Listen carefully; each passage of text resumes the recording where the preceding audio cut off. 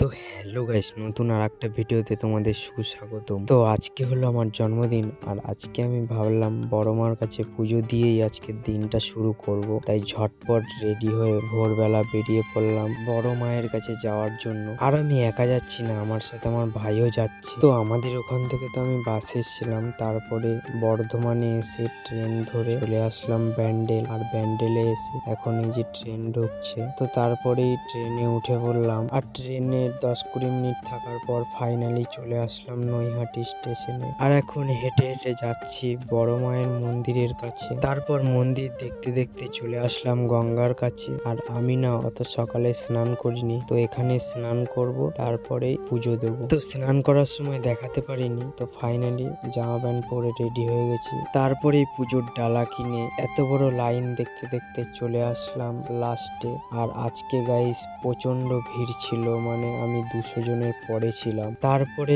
মনে সাহস নিয়ে পৌঁছে গেলাম ফাইনালি বড় মায়ের কাছে। আর মাকে দেখতে আজকে যে কত সুন্দর লাগছিল কি বলবো গাইস। আর এটা আমার ফার্স্ট টাইম ছিল, তাই জন্যে বহুত আনন্দ লাগছিল। তারপর ফাইনালি পুজোটা দিয়ে দিলাম। আর তোমরা কে কে বড় মাকে ভালোবাসো কমেন্টে অবশ্যই বড় মা লিখে যেও। আর বড় মায়ের এই ফটোটাও কিনেছি আমার দোকানে নিয়ে যাওয়ার জন্য, তো কেমন হয়েছে জানিও। তারপর খাওয়া দাওয়া করেই বাড়ি চলে এসেছিলাম, তো আর দেখাতে পারিনি। তো আজকের ভিডিওটা কেমন লাগলো অবশ্যই কমেন্টে জানিও। আর যাওয়ার আগে একটা লাইক আর সাবস্ক্রাইব করে দিও। জানি আজকের ভিডিওটা অনেকটা বড় হয়ে গেছে, একটু দেখে নিও প্লিজ। তো আজকের মতো সবাইকে টাটা।